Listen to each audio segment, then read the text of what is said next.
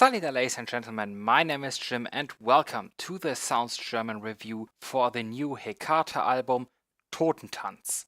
This is an experimental band from Koblenz in Germany that releases its music since the early 90s and who had a release peak in the early 2000s, so to say. Totentanz poses the 10th release of Hekate and only the second release in this decade.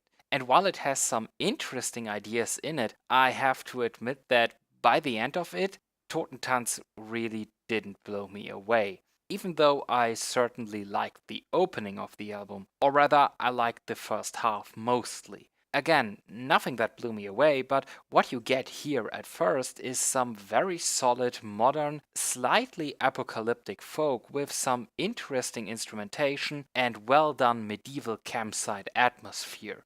The opening, though, really takes its time with deep hammering drums and threatening horns. It builds up this atmosphere of impending doom, of epic proportions, like a huge army marching towards a border, but in the end, it really never comes back to this and it never really delivers on this build-up atmosphere. But in the middle of the track, the atmosphere completely changes by addition of an acoustic guitar. The light-handed strums basically take all this feeling of danger out of the heavy drums that still thunder on in the background. I also really enjoyed the vocals of Axel Menz, who gets to shine in the first half of the album, while Susanne Grosche mostly takes over the singing part in the second half of it. His style of singing and the sound of his voice are very close to those of ASP, which I found quite fascinating because ASP has some pretty recognizable vocal cords, so to say. The female vocals by Susanne Grosche sadly left me lukewarm at best. She can hit the pitch most of the times, even though there were one or two moments where it felt like she was aiming higher than she could actually deliver, which happened in the eponymous track of this album no less. But both vocalists deliver solid work by the end of it, but likely nothing that will blow your socks off anyways. The second track, Lost and Broken, has a bit of a more electric feel to it, with sounds going along with the acoustic guitar and percussion that I really just can't identify. The atmosphere is a bit more heavy than before, fitting the lyrics just right, however, and short bell interjections stand out like little sparkly lights amongst the rest of the composition. My favorite track, however, is Lucifer Morgenstern. Now, granted, talking about Lucifer in the biblical sense is not the most creative topic to choose, but the composition and singing has an underlying melancholy to it that is just wonderfully realized here. This might also be the most subtle use of what I presume are bagpipes I have possibly ever heard. While other bands usually just blare them over the other instruments, make them basically intrude on the whole song, Hekate decided to put them far more in the background and giving them this really soft sound, which I found to be incredibly enjoyable. Over time, though, the album loses a lot, if not all, of its folky atmosphere and trades it in for I guess you could call it an electric, sort of hypnotic vibe. The tilting point comes with the title-giving track Totentanz, which has a really dark atmosphere to it, especially in comparison to what came before it.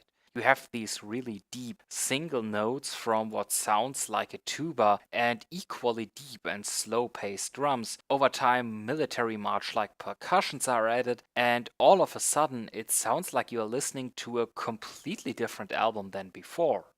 The rest of the album has an almost meditative, hypnotic feeling to it. The melody of Spring of Life is carried by what sounds like sound bowls, but I couldn't really identify this instrument for the life of me. It sounds definitely interesting, and this track about the source of all life is jumpy and lively like a fresh river thanks to the set instrumentation. I also feel that Grosche delivers her best performance of the album on this track, singing along to the melody and adding a relaxing note to it.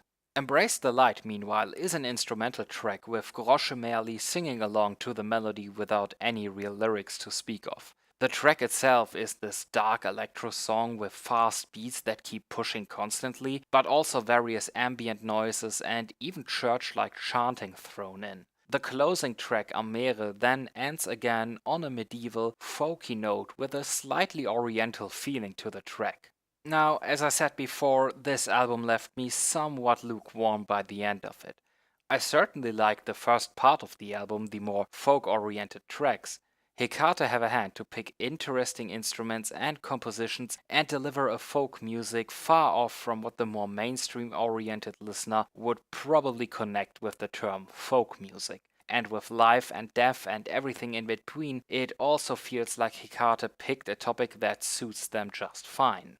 But I just don't know. In the end, the album just didn't manage to really pull me in any way. Worst for me is that I don't know why, because I don't think they make any grave mistakes on here. This is also one of the reasons why this review took unusually long for me to finally write. I actually had a hard time putting in words how I feel about this album. But especially the second half almost bored me after just listening to it once. It's one of those things where it might make for a good background music, just so you have some noise going on there, but when I really focused on it, just listening to the songs themselves and doing nothing on the side, I just wanted to skip forward.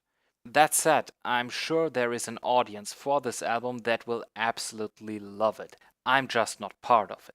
Sometimes there are these albums and songs that just don't click with you, and that is why I always make an effort to simply describe the tracks itself, so that maybe if you are part of this possible audience, understand this album might be for you, even if it wasn't for me. This might be just one of those cases here.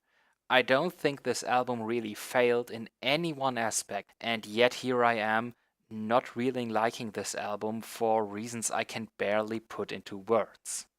So, as a conclusion, Totentanz by Hekate is melancholic, in many ways unusual and soulful.